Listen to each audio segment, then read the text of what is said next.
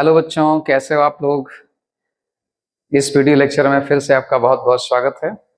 और जो पिछला वीडियो था उसमें हम लोगों ने डिस्कस किया था, स्टडी करी थी उसकी कि मोलर कंडक्टिविटी क्या है और मोलर कंडक्टिविटी का जो फार्मूला डिराइव किया गया था उस न्यूमेरिकल्स के लिए, यानी मोलर चालकता का कि lambda M is equal to kappa into 1000 upon M.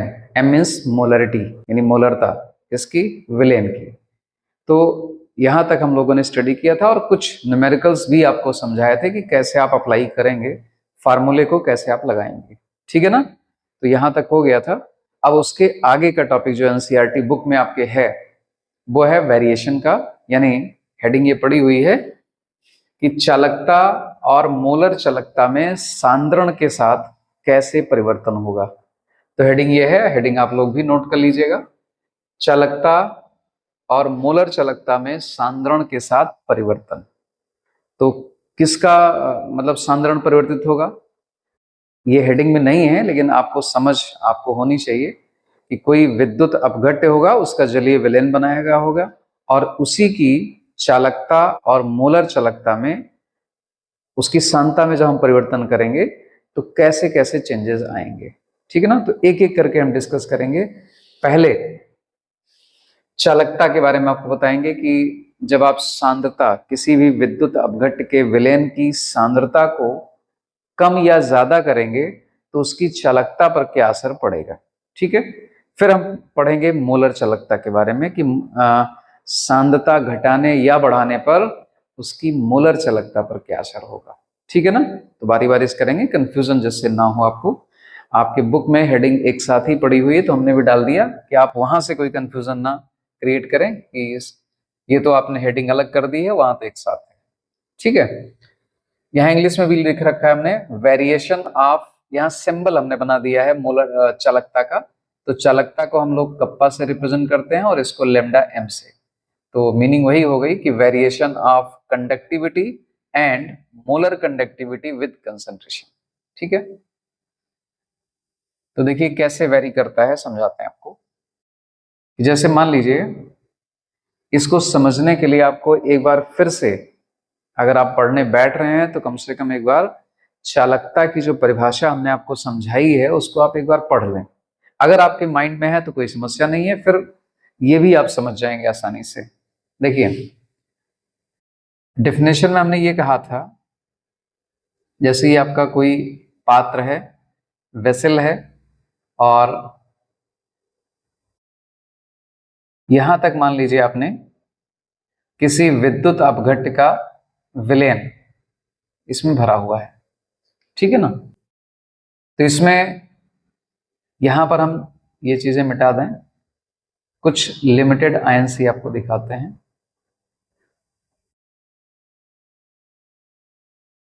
ठीक है। ये एक वेसल है और इसके हम दो पार्ट कर देते हैं। मान लेते हैं कि यहां तक, अगर यहां तक हम भर देंगे तो ये पूरा जो विलयन है विद्युत अपघट्य का वो 1 सेंटीमीटर क्यूब हो जाएगा। ठीक ना। और इसमें मान लीजिए 1 सेंटीमीटर क्यूब में किसी भी विद्युत अपघट्य के इतने आयंस हैं, काउंट कर लेते हैं। हालांकि बहुत ज्यादा होते हैं, फिर भी हम आपको समझाने के लिए इतनी कम संख्या लिखे हैं। 1 2 3 4 5 6 7 8 है मान लीजिए। ठीक ना। तो 1 सेंटीमीटर क्यूब में, इसको मानना है, आपको दिख नहीं रहा 1 सेंटीमीटर क्यूब, लेकिन आप सपोज कर लीजिए कि यहां से लेकर इतना जो आयतन है वो 1 सेंटीमीटर क्यूब है। ओके। और इस 1 सेंटीमीटर क्यूब में इतने आयंस हैं 8, और इन सारे आयनों के मूव करने से जो कंडक्टेंस यानी जो चालकत्व उत्पन्न होगा उसे हम कहते हैं चालकता। यही परिभाषा बताई थी कि एक एकांक आयतन में उपस्थित आयनों के द्वारा उत्पन्न चालकत्व को हम क्या कहते हैं, चालकता कहते हैं। ठीक है। अब जब इसमें अब मान लीजिए इसमें हम और वाटर मिला देते हैं, इसमें पानी और मिला देते हैं। तो जब पानी मिला देंगे तो होगा क्या, ये जो 8 आयंस हमने दिखाए थे जो यूनिट वॉल्यूम में थे, अब वो यही 8 दूर दूर तक फैल जाएंगे। मान लीजिए ये हमारा हो गया, और अब ये 8 इस पूरे सॉल्यूशन में आ गए, मतलब पूरे वॉल्यूम में फैल गए। ठीक ना, ये बातें समझाई थी आपको ऐसे। तो अब यहां पर अगर हम देखें तो इतना हमारा जो वॉल्यूम था वो यूनिट वॉल्यूम था। अब हमारे पास यूनिट वॉल्यूम में कितने बचे? केवल 4 बच रहे हैं। कितने बच रहे हैं? 1 2 3 4। तो एकांक आयतन में 4 बचे, यानी पहले यहीं तक भरा हुआ था सॉल्यूशन, अब इसमें हमने पानी मिला दिया, मीन्स इसमें हमने कंसंट्रेशन को कम कर दिया। यहाँ 2 टर्म बच्चों यूज किए जाते हैं। एक तो होता है सांद्रता की बात करते हैं, तो सांद्रता बढ़ाना मतलब क्या होता है? सांद्रता बढ़ाने का मतलब होता है, एक और वर्ड होता है तनुता। तो दोनों एक दूसरे के अपोजिट होते हैं। अगर हम सांद्रता बढ़ाना कह रहे हैं तो इसका मतलब तनुता को हम कम कर रहे हैं। अगर सांद्रता को हम कम कर रहे हैं तो इसका मतलब तनुता को हम बढ़ा रहे हैं। ठीक है ना। तो जैसे कोई विलेन है, इसमें आप पानी अगर मिलाते जाएंगे तो इसका मतलब आप तनुता बढ़ा दे रहे हैं और उसकी सांद्रता कम हो जा रही है। ठीक है, तो यहां पर हम वही कर रहे हैं कि हमने पानी मिलाया तो वही सारे आयन जो 8 थे, जो एकांक आयतन में थे, अब पूरे विलेन में फैल गए। ये पूरे पात्र का आयतन और ज्यादा है, तो अब एकांक आयतन में हमारे पास बचे कितने? केवल 4 आयंस। तो कहने का ये मतलब हुआ कि जब हम सांद्रता को घटा देंगे किसी भी विद्युत अपघट्य के विलयन की, तो उसके एकांक आयतन में उपस्थित आयनों की संख्या कम हो जाएगी, इसलिए उसकी चालकता कम हो जाएगी। ठीक है ना। तो वेरिएशन समझ में आया? मतलब सीधा सा आंसर ये हो गया कि अगर हम किसी विद्युत अपघट्य के विलयन की तनुता बढ़ाएंगे, अर्थात सांद्रता को कम करेंगे, तो उसकी चालकता कम हो जाएगी। ठीक है, तनुता बढ़ाने पर चालकता कम हो जाएगी। आप अपने याद करने के लिए, जैसे मान लीजिए आपको अगर फिट नहीं हो रहा माइंड में, तो आप एक रिलेशन डेवलप कर लीजिए कि जो कप्पा है वो इनवर्सली प्रोपोर्शनल होगी किसके? तनुता के। यानी अगर हम तनुता बढ़ाएंगे तो कप्पा यानी चालकता की वैल्यू क्या हो जाएगी? कम हो जाएगी। अगर हम तनुता कम करेंगे अर्थात सांद्रता बढ़ाएंगे तो कप्पा की वैल्यू बढ़ जाएगी, अर्थात चालकता बढ़ जाएगी। रीजन इसका एक लाइन का है कि भाई तनुता बढ़ाने पर चालकता का मान क्यों कम हो जाता है।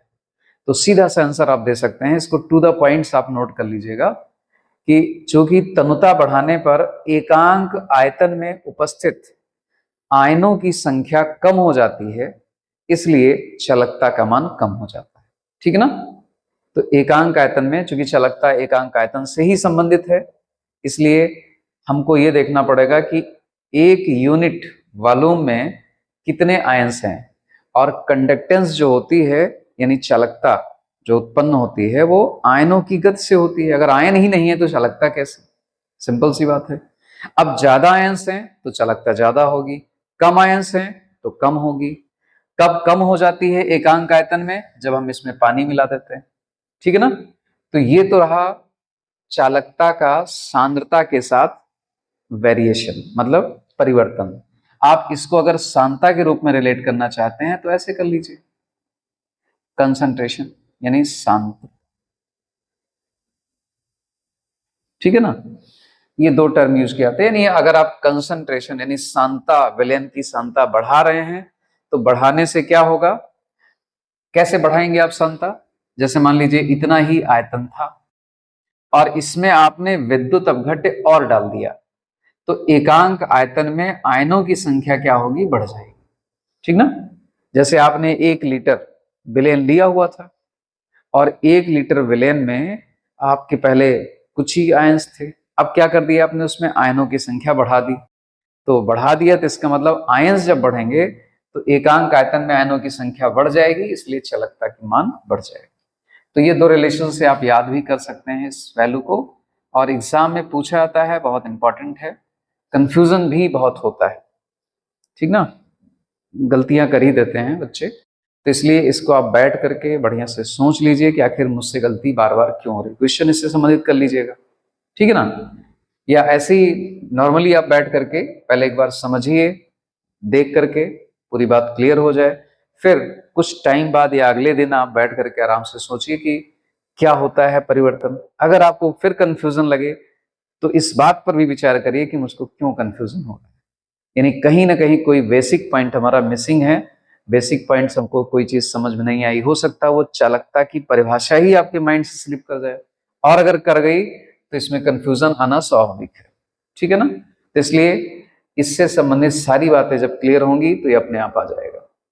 आपके माइंड में हमेशा ये होना चाहिए चालकता क्या है, और फिर चालकता में परिवर्तन कैसे होगा सांद्रण के साथ, उसमें कोई समस्या नहीं आएगी, ठीक है ना। तो ये पॉइंट, ये टॉपिक आपका फिनिश होता है। कौन सा, कि चालकता में परिवर्तन किस तरह से होगा सांद्रण के साथ। समराइज कर दें, एक संक्षिप्त रूप में फिर से बता देते हैं कि अगर विलयन की तनुता बढ़ाएंगे आप, तो विलयन की तनुता बढ़ाने से विलयन के एकांक आयतन में आयनों की संख्या घटेगी, कम हो जाएगी, इसलिए चालकता का मान कम हो जाएगा, ठीक ना। अगर आप तनुता को कम करेंगे अर्थात सांद्रता को बढ़ाएंगे तो एकांक आयतन में आयनों की संख्या बढ़ जाएगी, इसलिए चालकता का मान बढ़ जाएगा, ठीक ना। इस तरह से आप छोटी छोटी हेडिंग्स या पॉइंट्स बना करके नोट कर लीजिए कि बार बार दिक्कतें ना हो आपको, रीजन सहित हो गया ये, ठीक है ना। तो ये टॉपिक फिनिश करते हैं। अब अगला जो आपका टॉपिक है, चालकता की बात हो गई, अब बात करते हैं मोलर चालकता की, कि मोलर चालकता में परिवर्तन कैसे होता है। तो मोलर चालकता की परिभाषा आपको याद होगी, पिछले टर्म पे सब डिस्कस किया था, मतलब पिछले वाले वीडियो में।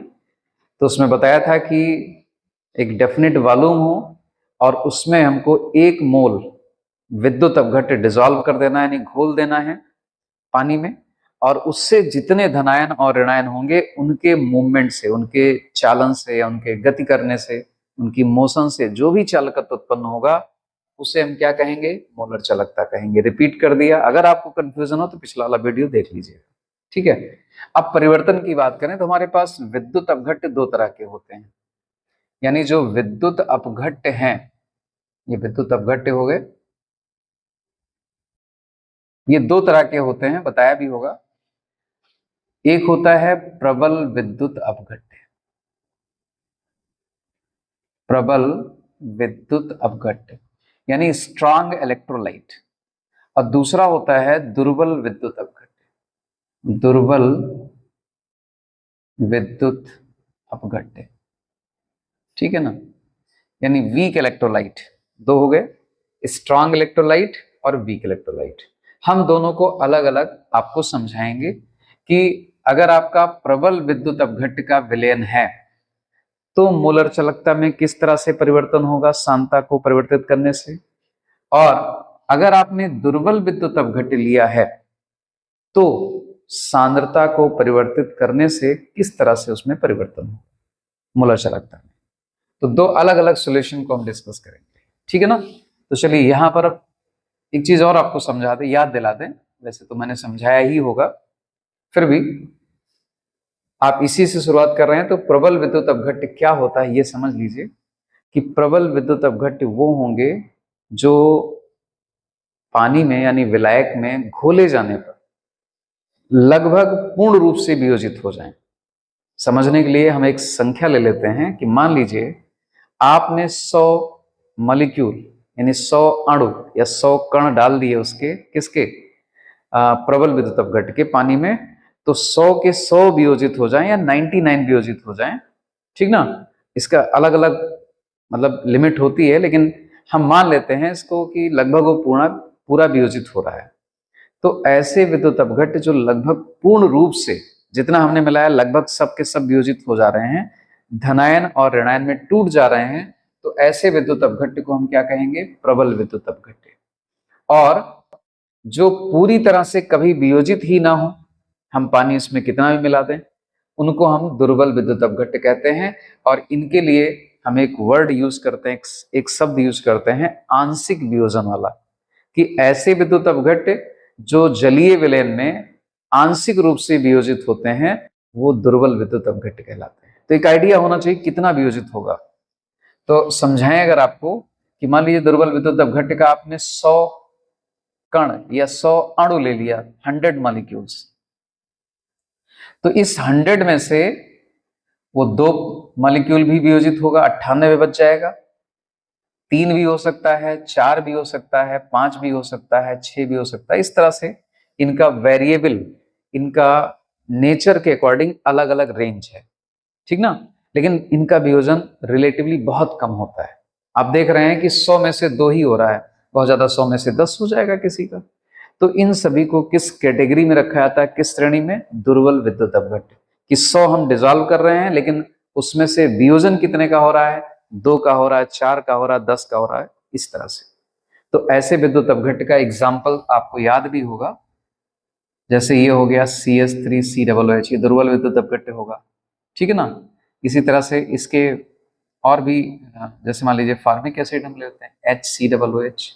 ऐसे मिनरल एसिड में आ जाएं, H2CO3, कार्बोनिक एसिड HCl, ये सब आपके दुर्बल विद्युत अपघट्य आते हैं। जैसे अमोनियम हाइड्रोक्साइड, ये सब दुर्बल विद्युत अपघट्य है। और प्रबल में आपका NaCl, KCl, NaOH, KOH, ये सब प्रबल विद्युत अपघट्य हैं। इनको पानी में घोलेंगे, लगभग पूर्ण से वियोजित हो जाएंगे। तो आपने ये 2 चीजें तो समझ ली कि प्रबल विद्युत अपघट्य क्या होता है और दुर्बल विद्युत अपघट्य क्या होता है। अब आपको समझना क्या है, इसको हम इरेज कर दे रहे हैं। अब समझना ये है कि जो प्रबल विद्युत अपघट्य है, ये ठीक है ना, एक निश्चित वॉल्यूम में हमने इसको ले रखा है प्रबल विद्युत अपघट्य को। मान लीजिए यहां तक भरा हुआ है, यहां तक ये लाइन है, यहां तक भर दिया, ठीक है। और इसमें हमने कितना मोल घोला हुआ है? अगर हम बात कर रहे हैं मोलर चालकता की, तो 1 मोल हमको तो जरूर डिसॉल्व करना है। तो यहां पर हमने 1 मोल, इसमें 1 मोल क्या घोला हुआ है? प्रबल विद्युत अपघट्य, प्रबल विद्युत अपघट्य, ये हमने घोल दिया। मान लीजिए वो KCl है, एग्जाम्पल अगर चाहें तो पोटेशियम क्लोराइड का मान लीजिए। तो 1 मोल इसमें हमने घोल रखा है, और इसके द्वारा जो भी चालकत्व उत्पन्न होगा, यानी 1 मोल जब हम घोलेंगे तो जो धनायन और ऋणायन उत्पन्न होंगे वो दोनों 1-1 मोल हो जाएंगे, और उनसे जो भी चालकत्व उत्पन्न होगा वो मोलर चालकता होगी।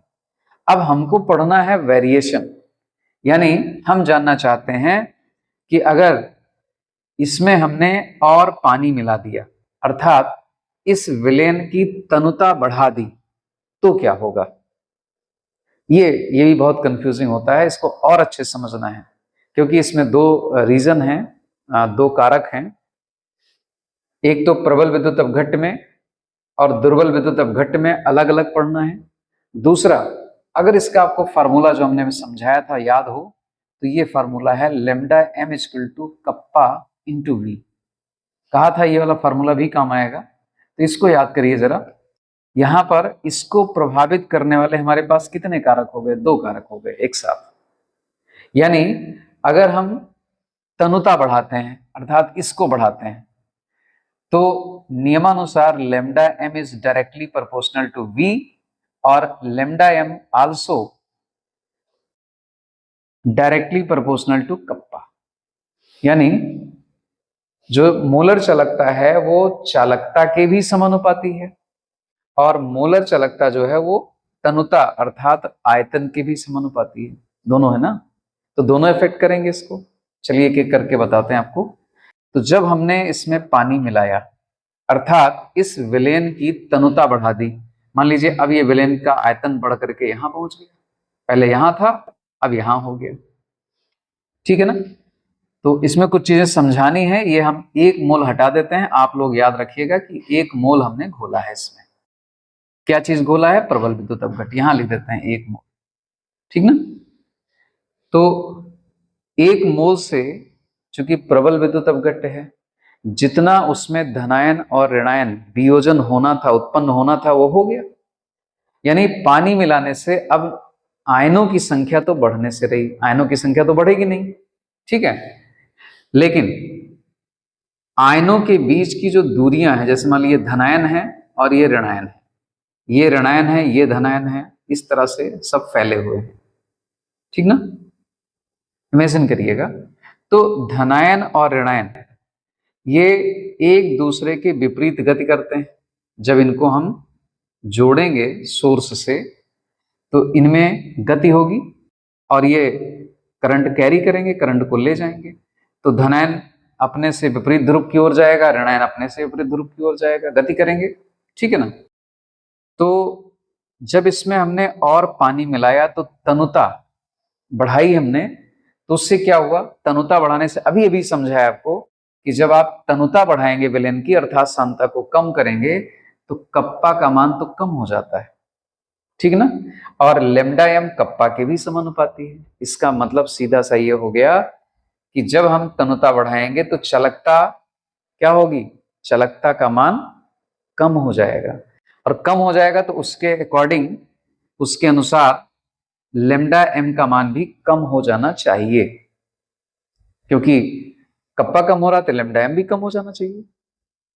लेकिन ओवरऑल रिजल्ट जो है, जो पूरा प्रभाव अगर हम दोनों का सम्मिलित रूप से देखें तो इसका सीधा सा आंसर क्या आता है कि जब हम तनुता बढ़ाएंगे तो लेमडा एम का मान अर्थात मोलर चालकता का मान बढ़ जाएगा। तो अभी बढ़ कैसे जाएगा वो समझाते हैं। तो यहां पर बच्चों ध्यान से फिर से देखिए, दो बातें हैं। जो चालकता है वो मुख्यतः दो बातों पर डिपेंड करती है। एक तो आयनों की संख्या, आयनों की संख्या, ठीक है। दूसरा आयनों की, जो धनायन और ऋणायन है, आयनों की गति या स्पीड कह लीजिए आप, स्पीड। ठीक है। तो अगर आयनों की संख्या ज्यादा है तब भी मोलर चालकता ज्यादा होगी, अगर आयनों की गति ज्यादा है तब भी बढ़ जाएगी, दोनों कंडीशन बढ़ेगी। ठीक ना।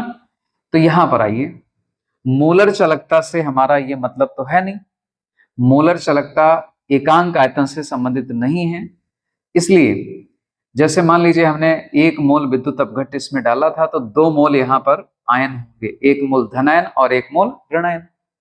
अब हमने पानी मिलाया तो आयनों की संख्या में क्या कोई परिवर्तन हुआ? नहीं हुआ, चूंकि प्रबल था, जितना उसका वियोजन होना था हो चुका था। अब ना तो उसमें नंबर ऑफ आयंस बढ़ेंगे ना कम होंगे। ठीक है ना। तो जब हमने पानी मिलाया तो इस पूरे विलयन में आयनों की संख्या में कोई परिवर्तन नहीं हुआ, आयनों की संख्या घटी बढ़ी कुछ नहीं, लेकिन आयनों की गति बढ़ गई। वो कैसे बढ़ गई, ध्यान दो। जब सांद्रता ज्यादा होगी तो इसका मतलब होगा कि आयंस ये पास पास होंगे, ये बहुत निकट होंगे एक दूसरे के। तो जब ये आयंस पास पास होते हैं तो धनायन और ऋणायन के बीच अन्योन्य क्रिया होती है, यानी धनायन ऐसे गति कर रहा है, ऋणायन इधर गति कर रहा है, और दोनों के बीच, धन और ऋण के बीच आकर्षण भी होता है।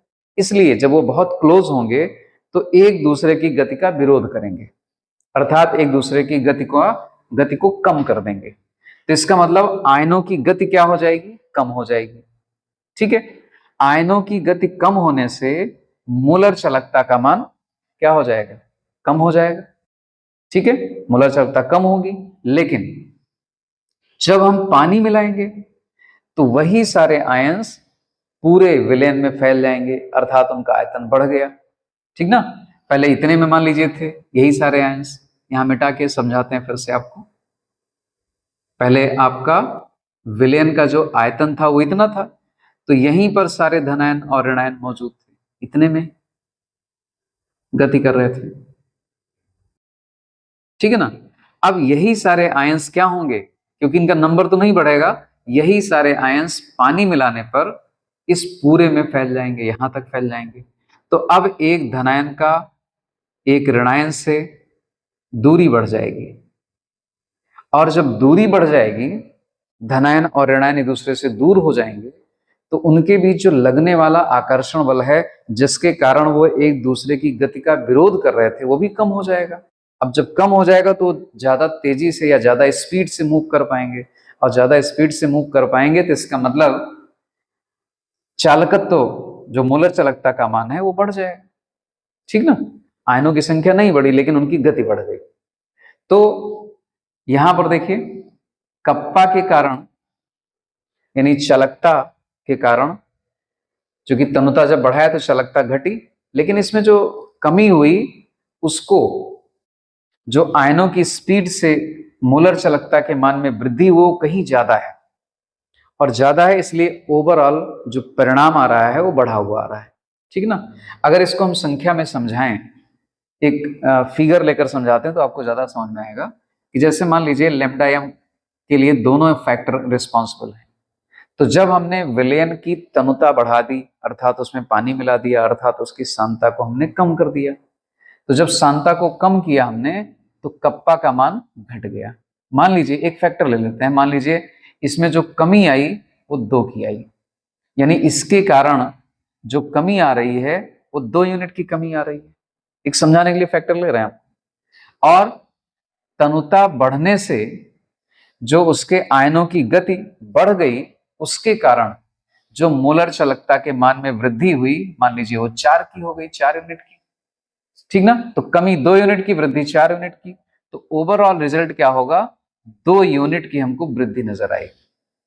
तो यही इसका रिजल्ट है बच्चों, कि जब भी हम तनुता बढ़ाएंगे तो मोलर चालकता का मान बढ़ता चला जाएगा। ठीक है ना। धीरे धीरे बढ़ेगा प्रबल विद्युत अपघट केस में, लेकिन बढ़ेगा। तो आप पानी मिलाते जाएंगे, अर्थात तनुता को बढ़ाते जाएंगे, सांद्रता को कम करते जाएंगे, तो इसका मतलब मोलर चालकता का मान बढ़ता जाएगा। ठीक है ना। रीजन समझ में आ गया होगा क्यों बढ़ता है। क्योंकि प्रबल विद्युत अपघट के विलयन में तनुता बढ़ाने से आयनों की संख्या लगभग स्थिर रहती है, परंतु आयनों के बीच जो लगने वाला अंतर आयनिक आकर्षण बल है वो कम हो जाता है, और उसके कम होने से उनकी गति बढ़ जाती है, और गति बढ़ जाती है तो चालक मोलर चालकता का मान भी बढ़ जाता है। ठीक ना। तो ये रीजन हो गया। इसको आप शॉर्ट में समराइज भी कर सकते हैं, समझिए और इसको लिख लीजिए। यानी आप पॉइंट वाइज लिख लीजिएगा बढ़िया से कि प्रबल विद्युत अपघट्ट, ध्यान दो सभी लोग, कि प्रबल विद्युत अपघट्ट के जलीय विलयन में, जलीय विलयन की तनुता बढ़ाने पर, ठीक है, तनुता बढ़ाने पर मोलर चालकता का मान बढ़ता चला जाता है। क्यों बढ़ता है? क्योंकि तनुता बढ़ाने से उनके जो आयंस हैं वो एक दूसरे से काफी दूर हो जाते हैं या दूर हट जाते हैं, जिससे उनके बीच जो अंतर आयनिक आकर्षण बल होता है वो कम हो जाता है, और वो स्वतंत्रता पूर्वक गति कर पाते हैं, और इसी गति के कारण ही मोलर चालकता का मान बढ़ जाता है। ठीक ना। तनुता बढ़ाने से चालकता का मान कम होता है, लेकिन जो आयनों की गति से मोलर चालकता बढ़ती है वो कहीं ज्यादा होती है, इसलिए इसका पूरा जो नेट इफेक्ट होता है, या कह सकते हैं कि परिणामी जो प्रभाव होता है वो मोलर चालकता को बढ़ा देता है। ठीक है ना। तो ये है, शॉर्ट में आप नोट भी कर लीजिए। इन 2 फैक्टर्स को भी ध्यान रखिएगा तो आपको समझने में हेल्प होगी कि आयनों की संख्या और आयनों की गति, ये 2 फैक्टर हैं जो चालकत्व को, चालकता को, या किसको प्रभावित करते हैं, मोलर चालकता को। तो इन्हीं दोनों के इर्द गिर्द अपना रीजन या कॉन्सेप्ट, जो अपनी संकल्पना है वो तैयार करिएगा। ठीक ना। आप पढ़ लीजिए खूब अच्छे से, वीडियो से समझ लीजिए, और अपना एक शॉर्ट में नोट जरूर बना तैयार रखिए, जिससे आप देखते ही उसको फिर से समझ जाएं। ठीक है ना। तो ये पूरा हमने डिटेल में समझा दिया है। अब इनका एक ग्राफ भी आपको मिलेगा।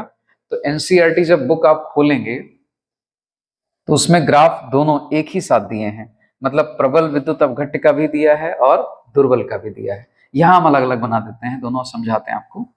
इस तरह से होगा ग्राफ, और ये ग्राफ कैसे और क्यों बनाया गया था, किसके लिए बनाया गया था, तो इसी वेरिएशन यानी मोलर चालकता के मान में सांद्रण के साथ क्या परिवर्तन होगा, इसी के लिए बनाया गया है।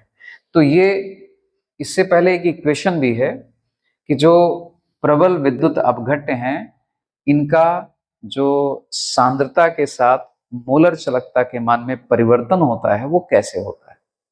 तो इसके लिए एक साइंटिस्ट थे डिबाई और हकल, डिबाई हकल, बल्कि पूरा नाम है डिबाई हकल ओनसांगर इक्वेशन, समीकरण।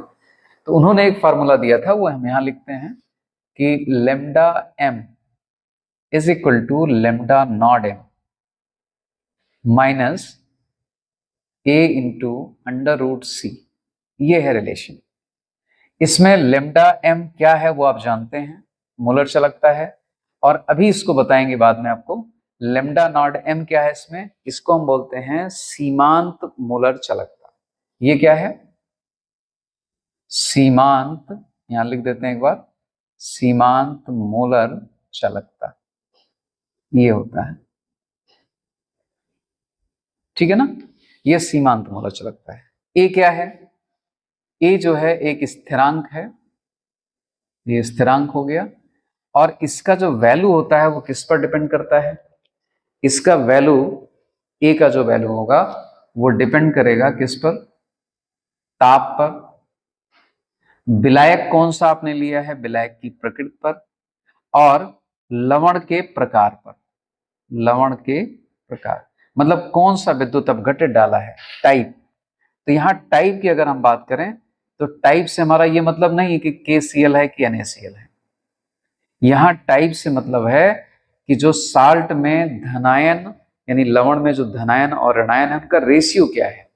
जैसे अगर हम इसका वियोजन करें तो इसका आएगा 1:1, मतलब एक आपका धनायन बनेगा और एक ऋणायन बनेगा। तो रेशियो क्या आया, 1:1 का आया।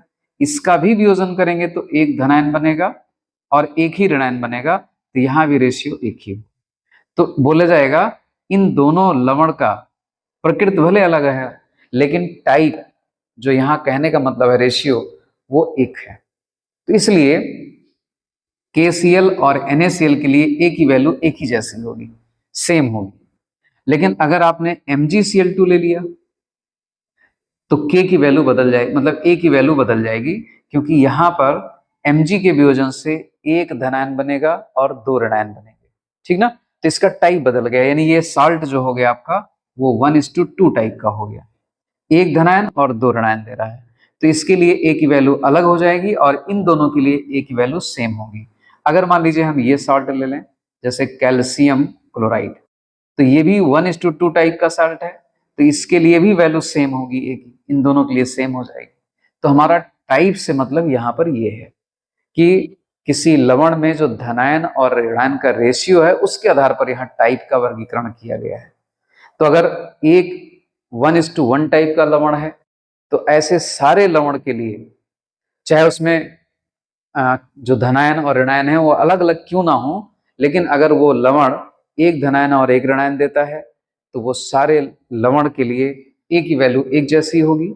और अगर वो 1:2 टाइप का है तो इस तरह के जितने भी लवण होंगे जो एक धनायन और दो ऋणायन देते हैं उन सब के लिए A का मान एक जैसा हो, ठीक ना। तो ये प्रकृति पर निर्भर नहीं कर रहा है बल्कि प्रकार पर, टाइप पर निर्भर कर रहा है कि लवण में आयनों का क्या अनुपात है। क्लियर हो गया मेरे ख्याल से। तो ये है डिबाई-हकल इक्वेशन, और इसमें अगर देखा जाए तो ये है कंसंट्रेशन और ये है लैम्डा एम यानी मोलर चालकता। तो इन्हीं दोनों के बीच ग्राफ प्लॉट किया जाता है। तो अगर हम लैम्डा एम इधर ले लें और इधर ले लें कंसंट्रेशन, इनके बीच ग्राफ प्लॉट करें तो प्रबल विद्युत अपघट्य के लिए क्या होगा, एक वैसे तो एनसीईआरटी में लिखा भी हुआ है कि सीधी लाइन मिलेगी, लेकिन वहां पर जो लिखा है ये मत सोचिए गलत लिखा हुआ है। उनका जो कहने का मतलब है वो थोड़ा सा ये है कि जब हम सांद्रता को लगभग 0 की तरफ ले जाएंगे तो उसके क्षेत्र में यानी जब सांद्रता 0 की ओर अप्रोच करने लगेगी तब लाइन सीधी आती है, ठीक ना। और यही बात उन्होंने लिख के छोड़ दी है। वास्तव में क्या होता है कि जब आपकी सांद्रता ज्यादा है तो जैसे KCl का हमने लिया तो KCl के लिए ग्राफ जो आता है वो इस तरह से आएगा। मतलब जब हम 0 देखिए 0 की तरफ जा रहे हैं एकदम से, ये 0 पॉइंट है कि इधर सांद्रता बढ़ती है और इधर सांद्रता घटती है। इधर मोलर चालकता का मान बढ़ेगा, अगर नीचे आते हैं तो कम होगा, ठीक है ना। तो ग्राफ को समझिएगा ध्यान से। तो ग्राफ आपको ऐसे मिलेगा, हमने ज्यादा स्टीप कर दिया इसमें। तो हमने देखिए ग्राफ इस तरह से मिलेगा आपको ऐसे, KCl के लिए KCl का हमने लिख दिया। अगर मान लेते हैं देखिए यहाँ से थोड़ा सा टेढ़ा हो गया है, जैसे मान लीजिए ऐसे आ रहा है सीधी लाइन मिल रही, लेकिन यहाँ से फिर टेढ़ा हो जाता है, ठीक ना। तो अगर हम इस लाइन को ऐसे पीछे बढ़ा दें तो हमको सीधी लाइन मिल जाएगी। तो जो आपके उसमें दिखाया गया है वो जो हमने रेंज ये ली है, इतना ही रेंज लेकर एनसीईआरटी बुक में दिखा दिया गया होगा। तो कहने का मतलब ये हुआ कि सांद्रता जब 0 को अप्रोच करती है तो उससे कुछ पहले से लेकर और 0 तक जो अप्रोच करती वहां तक हमको सीधी लाइन मिलती है। तो सरल शब्दों में आप कह सकते हैं कि सीधी रेखा मिलती है, लेकिन वो एक नैरो रेंज होता है, वो सकरा होता है। सकरा से मतलब मेरा है कि यहाँ से आपको सीधी रेखा, अगर यहाँ से आप शांता में परिवर्तन कर रहे हैं तो आप देख रहे हैं सीधी रेखा नहीं मिलेगी, लेकिन कुछ जब शांता कम हो जाएगी उसके बाद जब आप और कम करेंगे तो वहां से लेकर के वहां तक आपको एक सीधी रेखा मिलेगी। तो कहने का मतलब सीधी रेखा मिलेगी, ठीक ना। तो ये हो गया चीज। अब इसमें देख रहे हैं कि बहुत शांता को कम करते जा रहे हैं तो बहुत थोड़ा थोड़ा परिवर्तन हो रहा है। तो रीजन तो हम पहले समझा चुके हैं कि ये थोड़ा परिवर्तन क्यों होता है, ठीक है ना। क्योंकि KCl एक प्रबल विद्युत अपघट्य है और जब इसको हमने पानी में घोला तो इसका पूर्ण रूप से वियोजन हो गया। जितने आयंस उत्पन्न होने थे हो गए और उनके द्वारा चालकता जो अचानक से जनरेट हुई उसकी वैल्यू काफी ज्यादा होगी, क्योंकि ये इतना होगी, ठीक है ना, इतना। अब जब हमने पानी मिलाना शुरू किया तो क्या हुआ, अर्थात मैंने जब तनुता बढ़ाना शुरू किया या यूं कह लीजिए शांता कम करना शुरू किया, तब क्या होगा, तो नंबर ऑफ आयंस तो बढ़ेंगे नहीं, आयनों की संख्या तो वही रहेगी। लेकिन जो आपको दूसरा फैक्टर हमने बताया था कि आयनों के बीच पानी मिलाने से दूरियां बढ़ रही हैं, और दूरियां बढ़ रही हैं तो इसका मतलब वो एक दूसरे की गति का विरोध करना कुछ कम कर देंगे। कम कर देंगे तो स्पीड बढ़ जाएगी, स्पीड बढ़ने से मोलर चालकता का मान थोड़ा थोड़ा बढ़ने लगता है।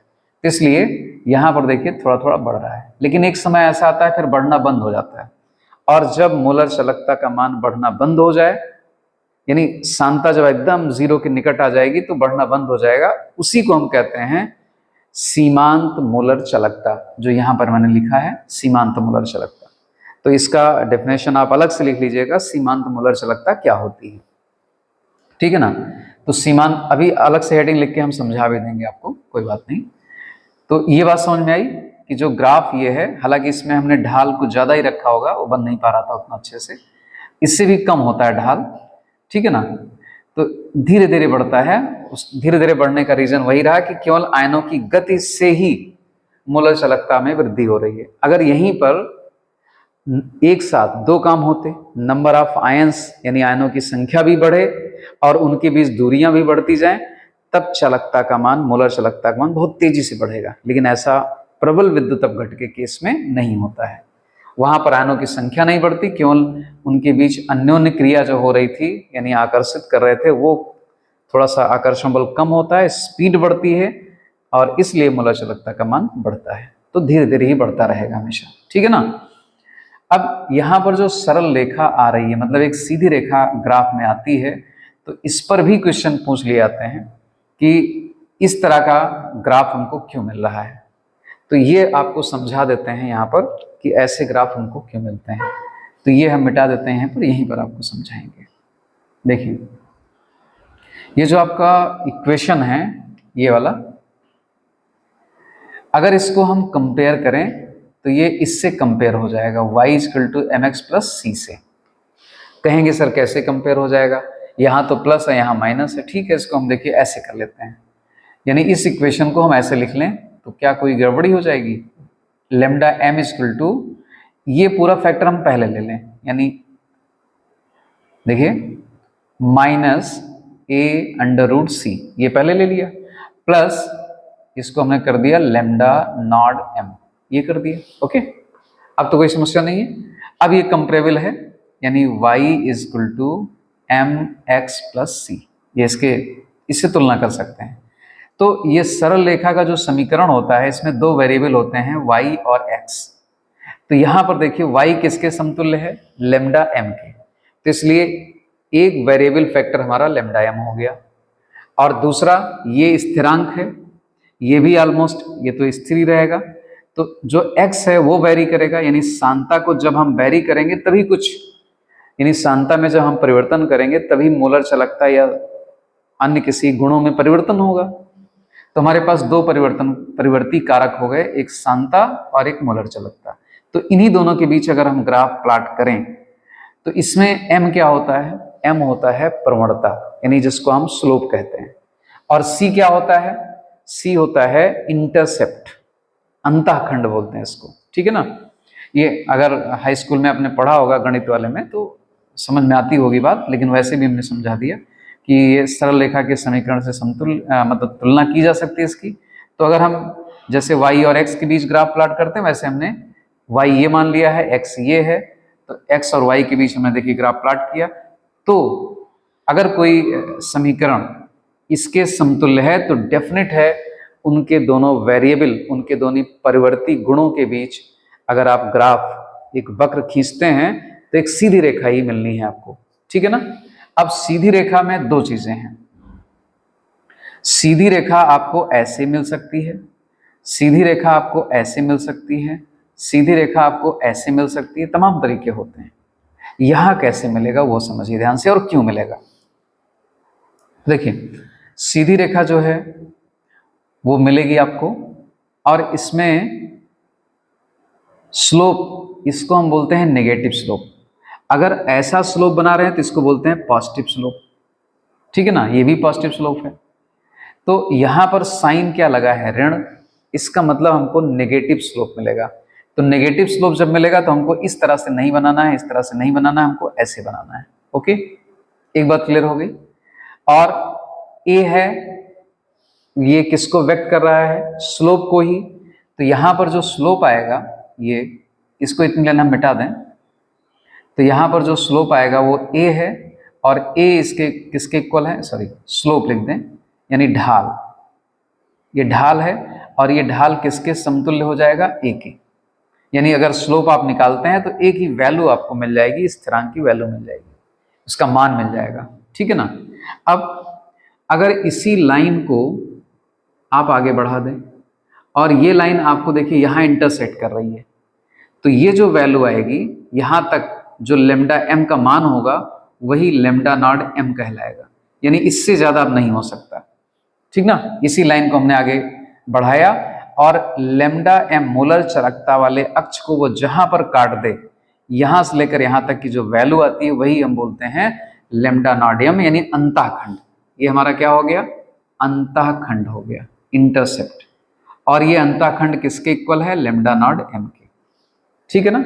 तो ग्राफ खींचना समझ गए।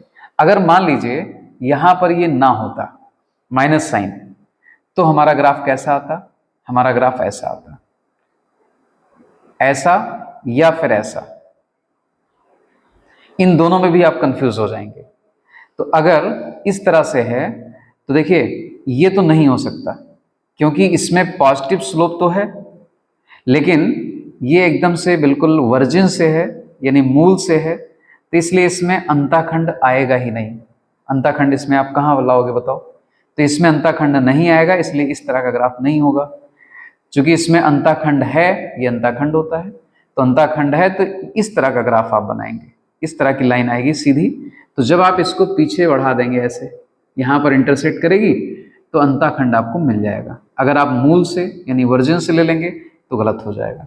तो ये सब ग्राफ प्लॉट करने के तरीके हैं, और इस तरह के क्वेश्चन आपको अच्छे से समझ लेने हैं, खूब जरूरत पड़ेगी आपको, कई जगहों पर आवश्यकता महसूस होगी, इस पर क्वेश्चन भी पूछे जाते हैं, ठीक है ना। तो ये सब प्रबल विद्युत अपघट के केस के लिए मुझको लगता है कि आपको बातें समझ में आ गई होंगी कि ग्राफ कैसे वेरी कर रहा है, ठीक है। तो इतना क्लियर हो गया होगा आपको कि अगर प्रबल विद्युत अपघट है तो उसकी सांद्रता को घटाएंगे या तनुता बढ़ाएंगे तो उसका मान बढ़ेगा। प्रबल विद्युत अपघट के केस में ये धीरे धीरे धीरे धीरे बढ़ता ही रहता है, और हमको लगभग सरल रेखा प्राप्त होती है, एक सीधी रेखा। कब, जब हम ग्राफ प्लॉट करें, एक वक्र खींचें लेमडा एम और सांद्रता के बीच, ठीक है, इन दोनों राशियों के बीच में। तो ये बात क्लियर हो गई इतना।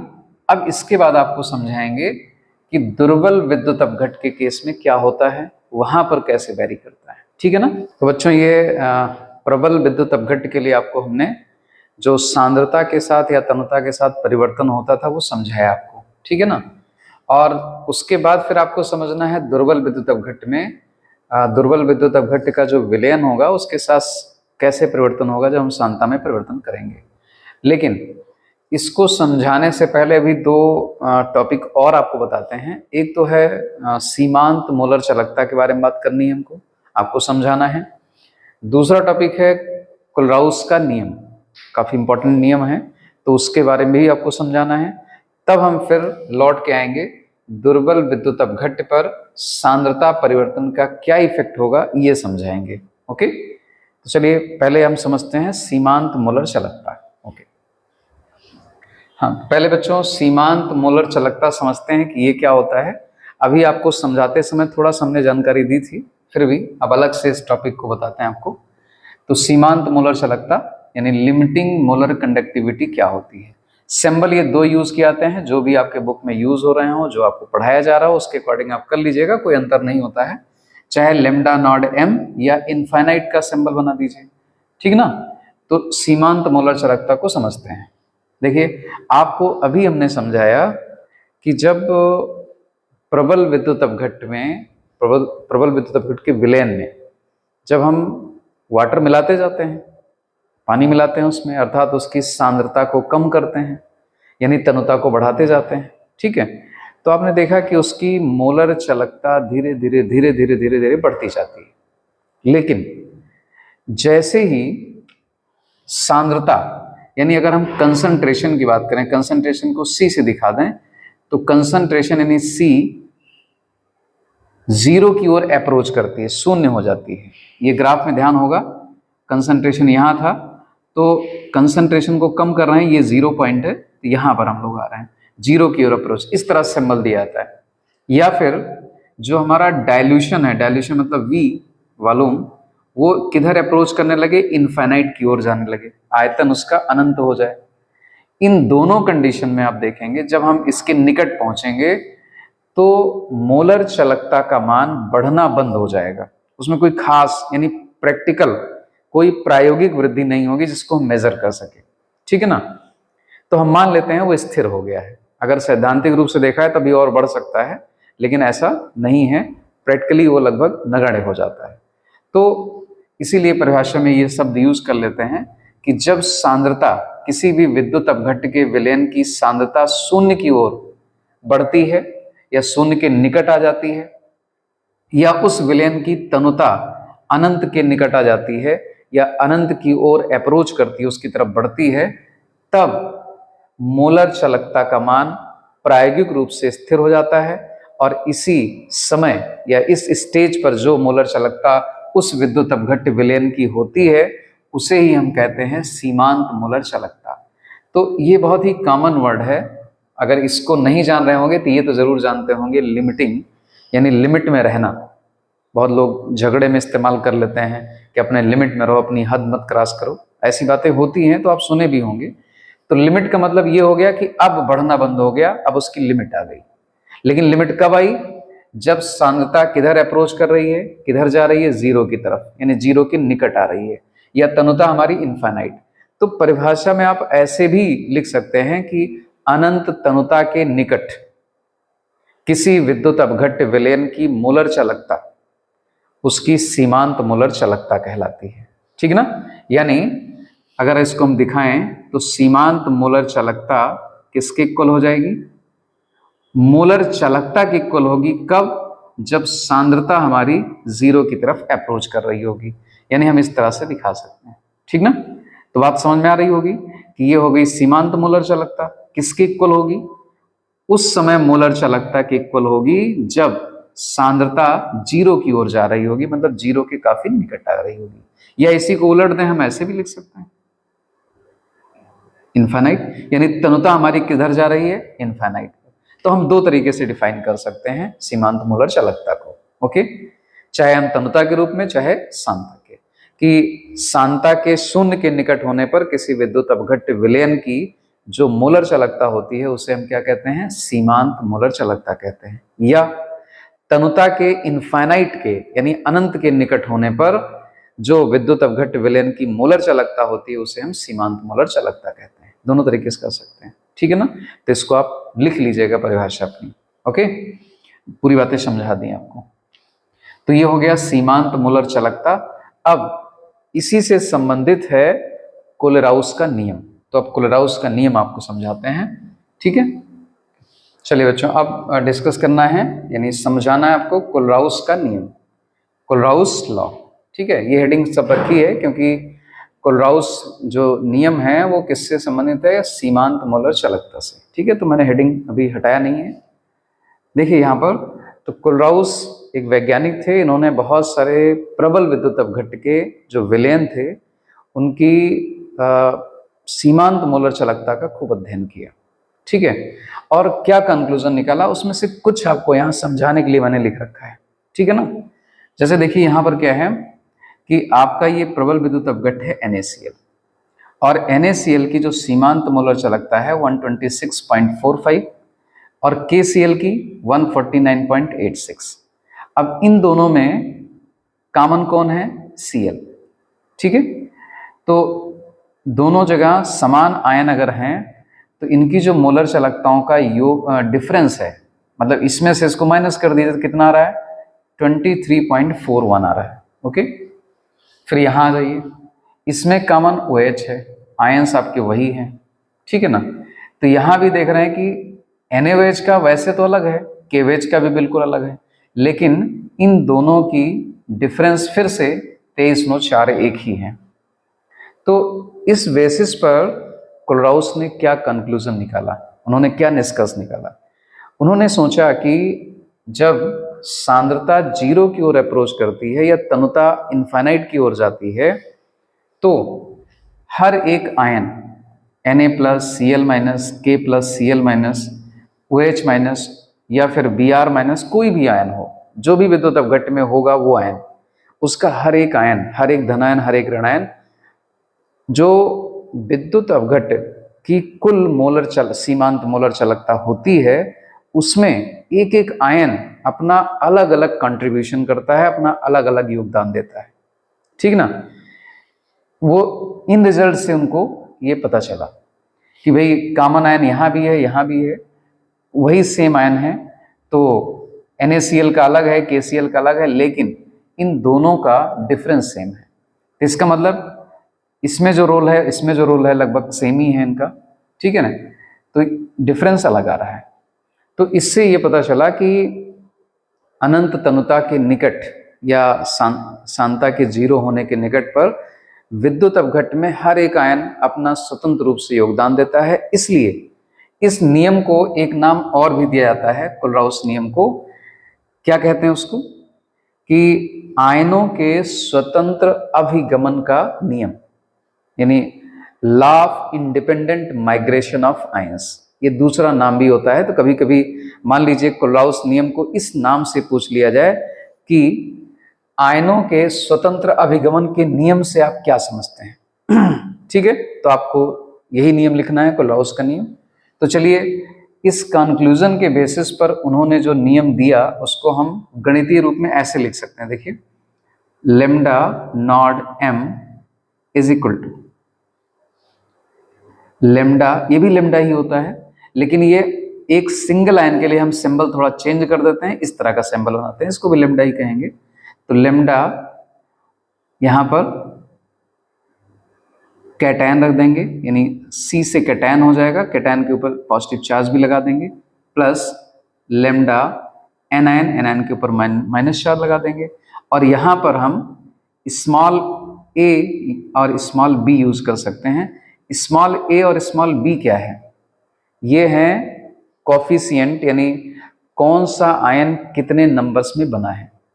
अब इसको एग्जांपल से क्लियर करते हैं कि जैसे मान लीजिए हमारे पास NaCl है, तो NaCl का जब वियोजन होगा तो 1 मोल अगर ये है तो हमको 1 मोल Na+ मिलेगा, 1 मोल प्लस 1 ही मोल हमको Cl- मिलेगा।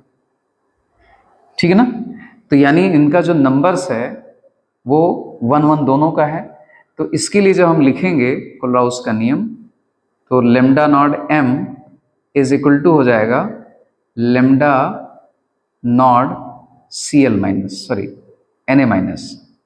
नहीं, Na+ plus lambda naught Cl-, ये आ जाएगा।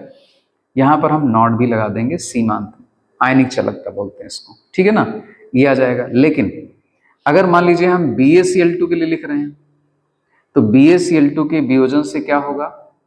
1 मोल Ba+ बनेगा, Ba++ वेरियम आयन, और 2 मोल आपके क्लोराइड आयन बनेंगे। तो जब इसके लिए लिखा जाएगा तो इसके लिए कैसे लिखा जाएगा, लेमडा नॉट m।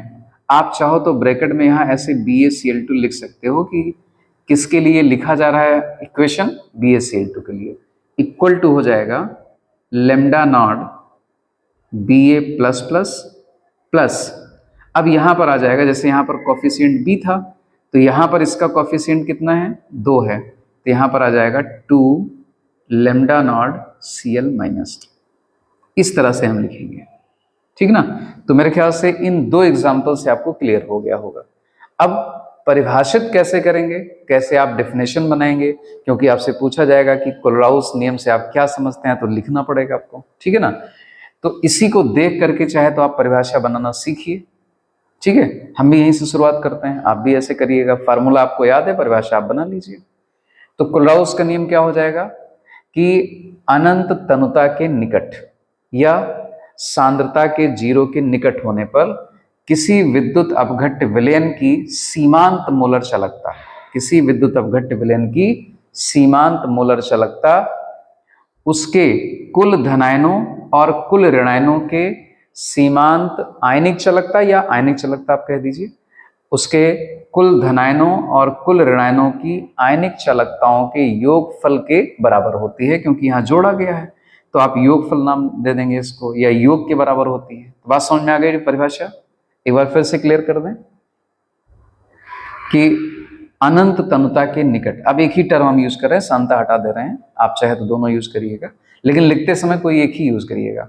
तो अनंत तनुता के निकट किसी प्रबल विद्युत अपघट्य के विलयन की सीमांत मोलर चालकता, उस विलयन में उपस्थित कुल धनायनों और कुल ऋणायनों की आयनिक चालकताओं, सीमांत आयनिक चालकताओं के योग के बराबर होती है। तो ये परिभाषा हो गई कोलराउस के नियम की, ठीक है ना। तो ये काफी इंपॉर्टेंट नियम था और बोर्ड की परीक्षाओं जो होती हैं उसमें काफी पूछा भी जाता है और इनसे संबंधित न्यूमेरिकल्स भी पूछे जाते हैं, ठीक है ना। तो वो हम डिस्कस करेंगे। तो कोलराउस का नियम ये हो गया, बात समझ में आ गई होगी, ठीक है। तो कोलराउस नियम का एक बड़ा एप्लीकेशन भी है कि इस नियम की हेल्प से हम दुर्बल विद्युत अपघट्य जो होता है उसकी सीमांत मोलर चालकता की गणना भी कर सकते हैं। कैसे करेंगे, अभी जो हमने टॉपिक छोड़ा है उसके साथ उसको बताएंगे। यानी दुर्बल विद्युत अपघट्य वाला अभी छोड़ दिया था ना हमने, पहले कहा था आपको प्रबल वाला सब समझा देते हैं, फिर उसी प्रबल विद्युत अपघट्य के केस में 2 हमने ये भी समझाया आपको, सीमांत मोलर चालकता और कोलराउस का नियम। तो मेरे ख्याल से कोलराउस का नियम समझ गए होंगे। इसका दूसरा नाम क्या है, एक बार फिर से रिकॉल करते हैं। दूसरा नाम क्या है, सोच लीजिए। दूसरा नाम इसका है आयनों के स्वतंत्र अभिगमन का नियम, law of independent migration of ions, ठीक है ना। और ये तभी होता है जब सांद्रता, विलयन की सांद्रता कहाँ होती है, इनफाइनाइट के करीब होती है। तो ये प्रैक्टिकली भी आप समझ सकते हैं कि जब एक आयन चूंकि अनंत तनुता पर इतना ज्यादा आयतन होगा उसके निकट कि एक आयन, जैसे धनायन है और ये ऋणायन है, तो ये एक दूसरे से बहुत ज्यादा दूर होंगे। तो प्रायोगिक रूप से इन दोनों के बीच कोई आकर्षण बल कार्य नहीं करेगा, और नहीं करेगा तो इसका मतलब ये दोनों आयंस एक दूसरे को अफेक्ट नहीं करेंगे, प्रभावित नहीं करेंगे। जो जैसे मूव कर रहा है मूव करता रहेगा। और निकट होने पर क्या करते हैं, आकर्षण बल लगाते हैं तो दोनों की गतियां क्या हो जाती हैं, प्रभावित होती हैं, धीमे हो जाते हैं। लेकिन जब इनफाइनाइट डायल्यूशन होगी तो उस समय आयंस बहुत दूर दूर हो जाते हैं और प्रायोगिक रूप से वो एक दूसरे से इतने दूर होते हैं कि उनके आकर्षण या प्रतिकर्षण का कोई प्रभाव नहीं पड़ता दूसरे आयन पर। तभी कहा गया है कि अनंत तनुता पर वो स्वतंत्र रूप से गति करते हैं, ठीक ना। तो यही कंक्लूजन था इनका, और इसीलिए दूसरा नाम जो आपको बताया वो पड़ा हुआ है इसका। तो ठीक है, तो कोलराउस नियम मुझको लगता है क्लियर हो गया होगा। अब हम फिर से अपने दूसरे टॉपिक पर लौटते हैं कि दुर्बल विद्युत अपघट्य को कैसे, सांता परिवर्तन जो हम करेंगे वो कैसे प्रभावित होगा उसकी मोलर चालकता, ठीक है। तो बच्चों अब हम पढ़ेंगे दुर्बल विद्युत अपघट्य के केस में, ठीक ना। क्या अभी आपको बताया नहीं था हमने कि मोलर चालकता में सांद्रता के साथ जो परिवर्तन होता है वो हमने दो केस ले लिया था, एक प्रबल विद्युत अपघट्ट केस और दूसरा दुर्बल का। तो मैंने प्रबल वाला आपको सब समझा दिया है। अब दुर्बल विद्युत अपघट्ट का हमारे पास विलयन है। अब उसकी सांद्रता में कम, मतलब उसकी सांद्रता में जो परिवर्तन करेंगे तो कैसे चेंजेस आएंगे मूलर चालकता में, ये हमको पढ़ना है, आप समझना है। तो देखिए, आपको यहाँ पर साइड में हम बना के दिखा दे रहे हैं कि प्रबल वाला ग्राफ कैसा आया था और कितना ऊपर था, तो आपको इससे आइडिया भी लगता रहेगा। प्रबल वाला कुछ ऐसा ही था, ऐसे इस तरह से था, सीधी लाइन थी, कुछ थोड़ा बहुत टेढ़ी भी होती है, वो आपको बताया था, सब पूरा डिस्कस किया था। ये केसीएल के लिए मान लीजिए। तो शुरुआत में सेम कंसंट्रेशन पर ये वैल्यू है, मतलब काफ़ी ज़्यादा है इसका। लेकिन जब हम दुर्बल के लिए शुरू करेंगे, मान लीजिए हम दुर्बल विद्युत अपघट्ट के का एग्जाम्पल हम ले लेते हैं। मान लीजिए हमारे पास किसका विलयन है, एसिटिक एसिड का विलयन है। ये एसिटिक एसिड है, इसको हमने पानी में घोल रखा है, मान लीजिए यहाँ पर, ठीक ना। ये एसिटिक एसिड इसमें डिजोल्व कर रखा है, ठीक है।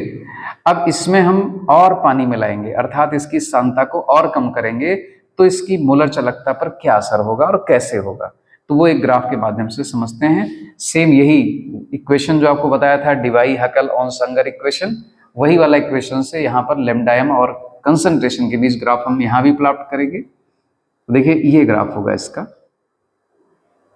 इस तरह से, ये हो गया लैम्डा एम और ये हो गया कंसंट्रेशन, ठीक है। तो इसमें जो ग्राफ आता है वो इस तरह से, इसका जो कर्व मिलता है हमको वो इस तरह से रहता है।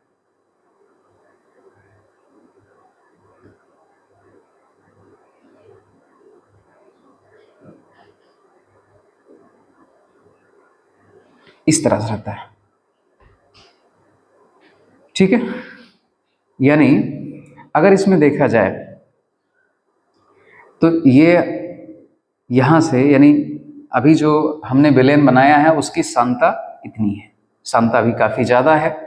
तो जब काफी ज्यादा सांद्रता है तो आप देख रहे हैं कि ये इसकी जो चालकता है, मोलर चालकता, वो काफी कम है, ओके। और यहाँ पर एक कंपैरिजन आप कर सकते हैं कि जब हमने शुरुआत की है, जो विलयन लिया है, तो अगर हमने CH3COOH यानी एसिटिक एसिड का विलयन लिया है तो इसकी शुरुआत में कंसंट्रेशन काफ़ी ज़्यादा है और मोलर चालकता की वैल्यू बहुत कम है।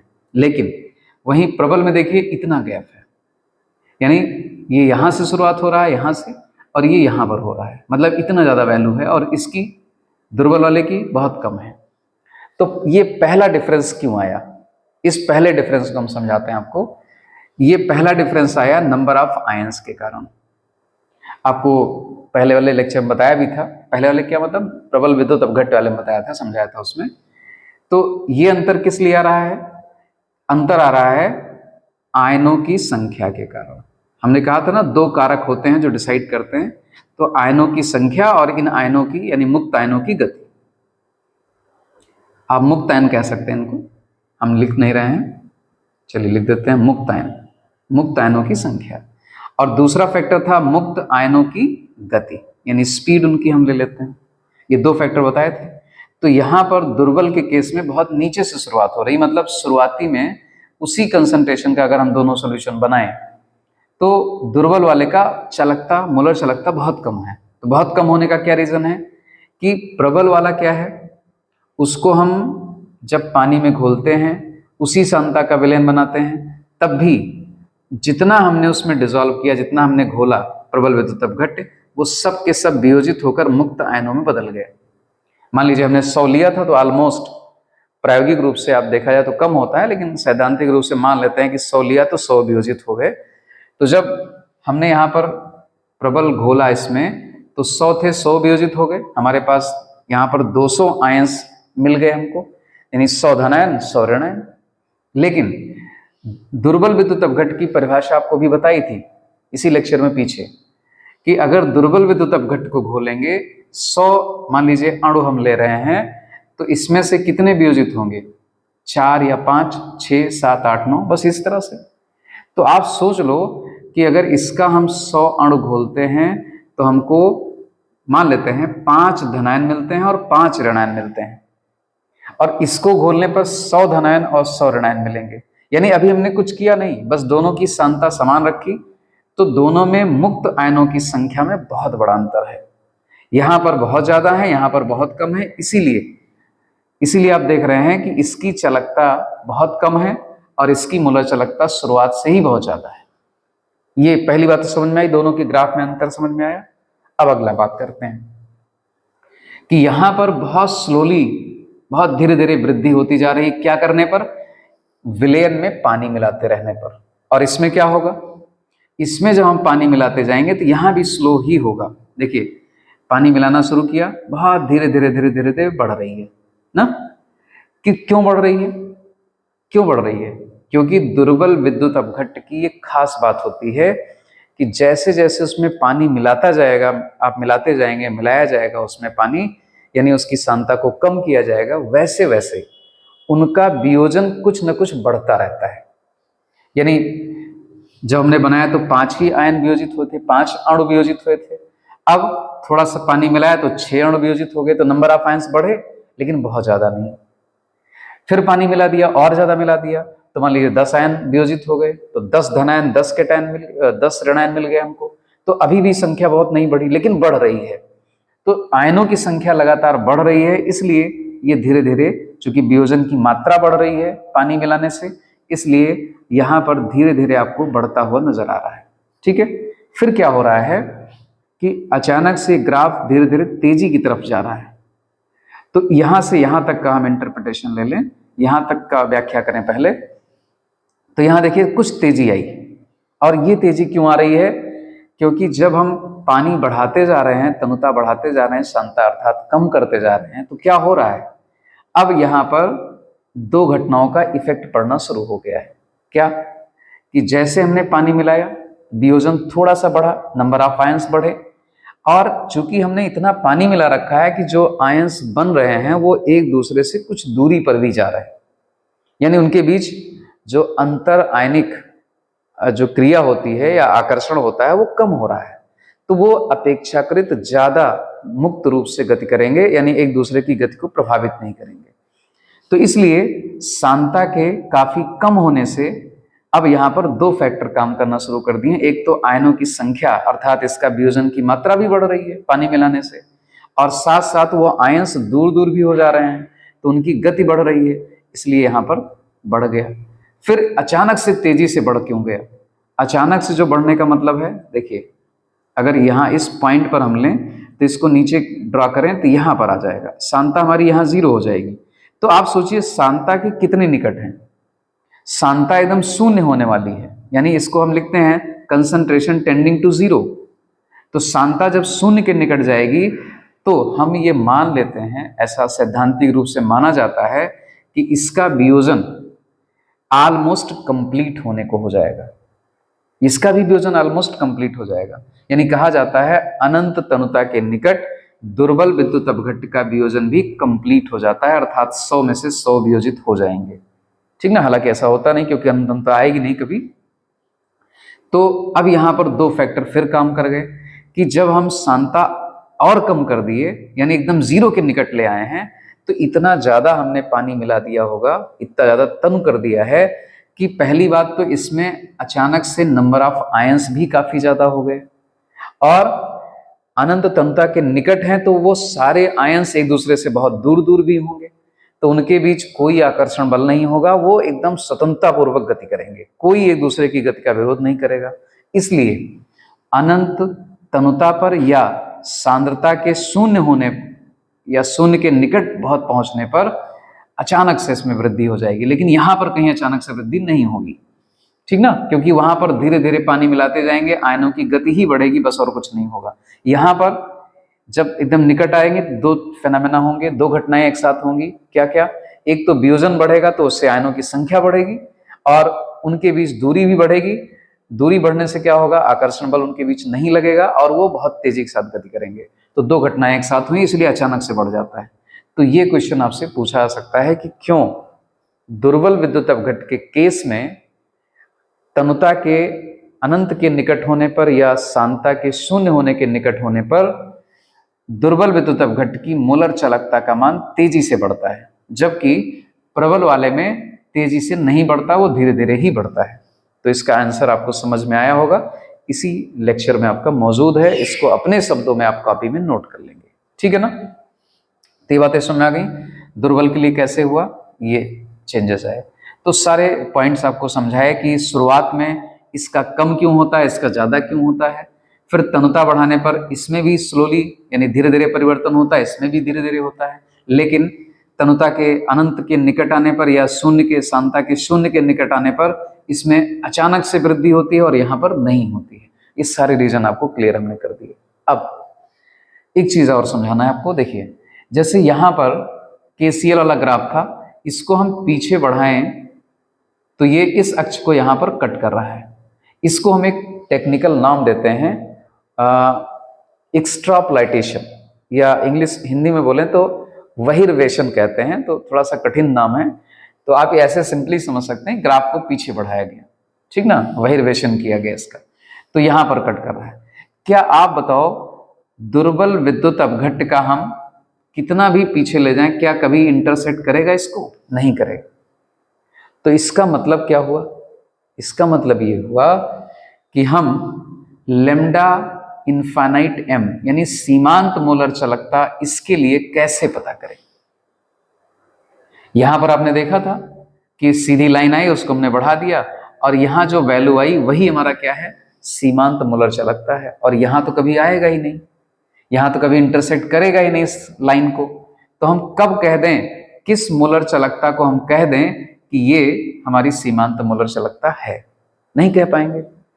तो इसके लिए हम किसका इस्तेमाल करते हैं? दुर्बल विद्युत अपघट्ट की सीमांत मोलर चालकता निकालने के लिए हम कोलराउस नियम का इस्तेमाल करते हैं। किसका? कोलराउस नियम का। क्लियर हुआ? उसकी सहायता से निकालेंगे। कैसे निकालेंगे? आपको भी पढ़ाया हमने कि अगर हमको मान लीजिए lambda M, lambda naught M, हम प्रबल विद्युत अपघट्ट का देख लेते हैं। तो लेम्डा नॉट एम हमको एचसीएल का पता हो, लेम्डा नॉट हमको एम सोडियम एसीटेट का पता हो, CH3COONA, ये भी प्रबल विद्युत अपघट्ट, ये भी है प्रबल विद्युत अपघट्ट का, हम निकाल ही सकते हैं, उसमें कोई समस्या नहीं। इस पर यहाँ बताया ही था आपको, प्रबल विद्युत अपघट्ट का सीमांत मोलर चालकता निकाला जा सकता है आसानी से। फिर लेम्डा नॉट एम NaCl का हम निकाल सकते हैं। तो इन तीनों की हेल्प से हम लेम्डा नॉट एम CH3COOH यानी दुर्बल विद्युत अपघट्ट का भी निकाल सकते हैं, ठीक ना। इसको जब न्यूमेरिकल समझाएंगे तो आपको तब भी बताएंगे कैसे निकाला जाएगा। क्लियर? तो यहां भी समझ लो, इन तीनों की हेल्प से, ये तीनों प्रबल विद्युत अपघट्ट हैं और इन तीनों की सहायता से हम दुर्बल विद्युत अपघट्ट की सीमांत मोलर चालकता को निकाल सकते हैं। यहां इस ग्राफ के हेल्प से नहीं निकाल पाएंगे। ओके, तो ये कैसे होगा, ये न्यूमेरिकल में आपको समझाएंगे, ठीक है ना। तो यहां तक आपको समझ में आ गया कि कैसे हम ये सब काम कर सकते हैं, मतलब क्या चेंजेस आते हैं मोलर चालकता में सांद्रण के साथ। एक बात और समझा दें आपको कि जो लेम्डा नॉट एम है दुर्बल विद्युत अपघट्ट के लिए, वो एक हमारे पास वियोजन की मात्रा है, उसका एक फार्मूला होता है कि अगर वियोजन की मात्रा किसी दुर्बल विद्युत अपघट्ट की अल्फा है तो अल्फा इक्वल टू होता है lambda M upon lambda naught M, ये फार्मूला होता है, ठीक है ना। अब अगर आपको लेम्डा एम पता है, लेम्डा नॉट एम पता ही नहीं होगा, लेकिन अगर आपको वियोजन की मात्रा पता चल जाए किसी न्यूमेरिकल में तो आप लेम्डा नॉट एम निकाल सकते हो दुर्बल विद्युत अपघट्ट का, ठीक ना। तो ये भी आपको फार्मूला याद रखना है सवाल लगाने के लिए कि दुर्बल विद्युत अपघट्ट के वियोजन की मात्रा उसकी मोलर चालकता और उसकी सीमांत मोलर चालकता का अनुपात होता है, ठीक है, आपको याद रखना है, इससे भी सवाल आपके लगेंगे। तो ये बातें क्लियर हो गई। इसमें सबसे बड़ी जो समस्या थी वो दुर्बल विद्युत अपघट्ट के सीमांत मोलर चालकता की थी, उसको हम कोलराउस के नियम से इनडायरेक्टली ही निकालेंगे। क्लियर? तो इस तरह से ये दुर्बल विद्युत अपघट्ट और प्रबल विद्युत अपघट्ट दोनों में सांता के साथ कैसे परिवर्तन होता है, उनसे जुड़े हुए कुछ टॉपिक्स जैसे कोलराउस नियम, सीमांत मूलर चालकता ये सब क्या होती है ये आपको समझा दिया इस लेक्चर में। तो इसको आप अच्छे से अध्ययन करिए, अपना नोट्स बनाइए शॉर्ट्स में, ठीक ना, छोटे छोटे नोट्स जैसे हमने समझाया आपको, तो उसको लिख लीजिए, बोला भी है, डेफिनेशन लिख लीजिए, ठीक है ना। तो आपका ये क्लियर हो जाएगा। इतना स्टडी करिए, फिर अगले लेक्चर में आपको हम समझाएंगे कि इस कोलराउस नियम जो है इस पर वेस्ट न्यूमेरिकल जो आते हैं वो कैसे लगाएंगे, वो भी बहुत इंपॉर्टेंट होता है, ठीक है ना। तो उम्मीद करता हूँ कि इसका आप तब तक स्टडी करिएगा, फिर अगले वीडियो में आपसे मिलेंगे। Thank you.